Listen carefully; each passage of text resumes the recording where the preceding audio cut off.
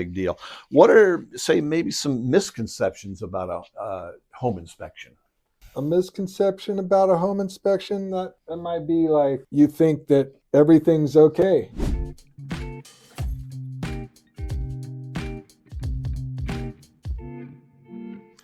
Hello, everyone. Gary Raze with Eugene Spotlights, and I have the pleasure today to be interviewing Cory Maynard of Analytical Home Inspection. It's good to meet you, Cory. Thanks, Uh, Gary. I'm excited about this because there are so many people out there that are really not sure about what a home inspector does. So first of all, I'm going to ask you how long you've been in it, how you got started, and I'll just let you talk about that for a second. All right.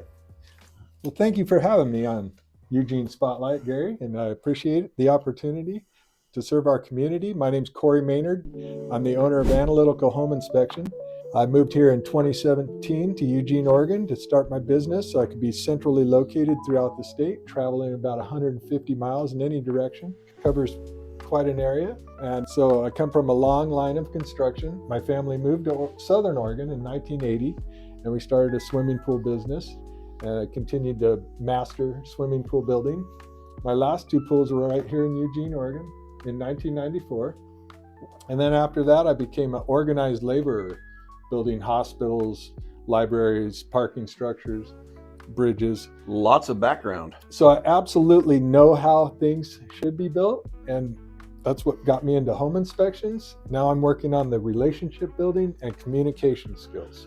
And you're centered now in Eugene? Yes. Oh, I can imagine what your mileage looks like on your car or I've your got pickup. I've got a Toyota Prius, so it doesn't get any better than that. Okay. All my ladders, sewer scope, everything. Fits in that. Yeah. Well, and that's interesting because we want to talk about what all a home inspector does, because as I want to explain it, and you can clarify and make it better, but for me, when I look at a home inspector, I kind of call them a generalist.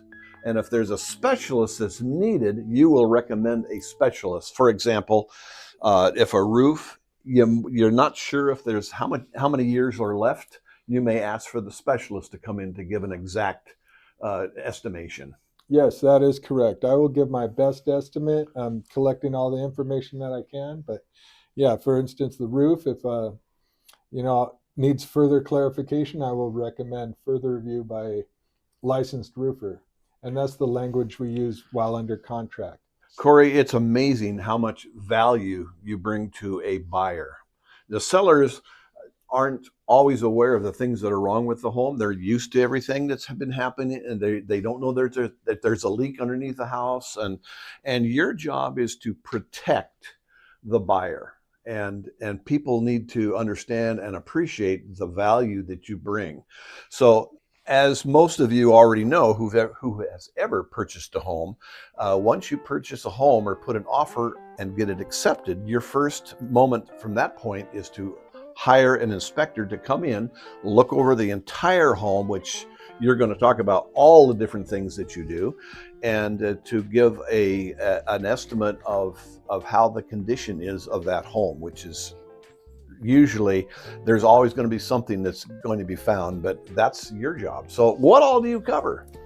Yeah, so that's a good question. I cover everything from the roof down to the foundation. So start on the roof usually, look at the roof from both sides. That includes from inside the attic as well. Okay. I don't really peel anything up on the roof or cause any damage. So it's just a visual inspection. If something's covered up, I can't really see it. But I have a good ear and a good feel for things. I can hear things. Mm-hmm. I can feel things when I'm walking on the roofs.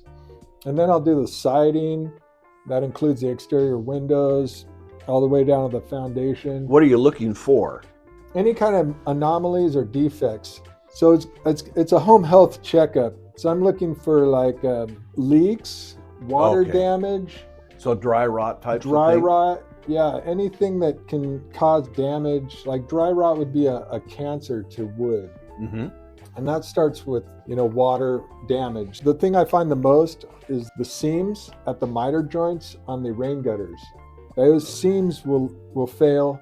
The water trickles down, gets on the fascia, and then works its way into the framing foundation, or not the foundation, but the siding, and that's where I would recommend further review by a siding specialist. If it were the seams on the gutters, then I would recommend further review by a rain gutter company, licensed rain gutter company. And what I like what you just said, licensed. Yes. Because there are a lot of people out there that have dabbled in construction, but they're not experts. And I like what I heard, the fact that you have expertise in the construction building as well, so you really know what you're talking about. So I know that there's been times when buyers will find something wrong 6 months later, and they want to, of course, blame the inspector, but you can't always see everything, can you? Nope, can't always see everything in anything. So when I first pull up to a home, I'll take a view at it from a distance, look at the walls, make sure nothing's leaning, and then I'll put a truer level on the walls and whatnot. So yeah, definitely want to have that background. So if you have not purchased a home in the past and you're in that process, what is the cost for someone to hire an inspector to do I'm going to say a normal 1,800 square foot home? Yeah, that's about the average around here. So my home inspections start at $550, and then there's other add-ons. Sewer scope, we can add that on for another $250. Thermal imaging, but I'll use those tools to assess the home if I find problems. So like thermal imaging, that's something that you have a little apparatus that can detect what? Heat? Heat. Yeah, thermal imaging is a camera that detects heat differences. So I can detect missing insulation, water moisture damage will show up as a wet, lighter, darker color. Also, you would actually face it towards the panel box as well. Is that correct? Yep. I'll run a bunch of electrical and make sure the electrical box isn't overheating. You also mentioned that you have cameras to detect blockage in pipes that go out to the main sewer. How does that work exactly, and where do you put it in at? It's a colonoscopy, folks. Yep, essentially a colonoscopy for your home, and I do recommend that every 20 years or after new construction. If somebody's putting in a gas line in your neighborhood, they could very well nick your main line, and we'll enter the main line ideally within a couple feet of the home's foundation. There's a clean out. Yes. And that's current standards. But on older homes where there's just a vent stack on the roof, I could put my camera down there and get all the way to the city main. You can also go through a toilet, can you not? Pull the toilet? I do pull the toilet. I have insurance for that. I have experience with that. I've contacted the CCB, and I can do that. I do have the experience. So yeah, it's an additional charge, but I can pull the toilet and enter the main line that way. So that that's a very inexpensive add-on. It's like about $150 a my ish. A couple hundred. I think it's up to $250 now. Okay. In 2025. So you think, well, everything is working fine. Why would there be a problem? Well, some of these things, like you said, get nicked. Then you've got things growing inside of the pipe itself. And also, if you have trees that are close by, that causes a major problem, because the roots will cause some serious damage. So you bought the house, and a year later, suddenly you have a blockage. Now we're talking serious money. So it's always wise to get it inspected. Absolutely. I always want to know what the main line's material's made out of. It could be terracotta. What's terracotta? Clay pipe. So that's easily penetrated by roots. And even worse could be Orangeburg pipe, which is a rolled up bitumen tar paper that they used in the late 30s, 40s? Yeah, late 40s, early 50s. Apparently there wasn't enough iron due to World War II to make these iron pipes, so they used rolled up tar paper. And I've seen that collapse and so packed full of roots. And yeah. You're talking thousands of dollars to repair this, so that's why it's important to get an inspection. Yeah. What are some of the other items that can be costly if it's not caught by you? Yeah, mostly leaks. leaks, those cost an exorbitant amount of money, because if the leak is slow and you don't notice it, which most leaks you don't notice it. Let's say you have a leaky roof, you're not going to notice it until it's already saturated all the insulation. Once the insulation gets wet, that needs to be replaced. It's going to go through the drywall, and then that needs to be replaced. So it's better to catch these things sooner than later. And of course, you mentioned that you're on top of the roof looking at all the granules and all the different things. And if there's nails, the heads of the nails show at all and haven't been treated with tar paper, or not tar paper, but with tar or whatever, that can be a problem. But you can also identify leaks, of course, by going into the attic, and you can spot some staining that has gone on. Absolutely.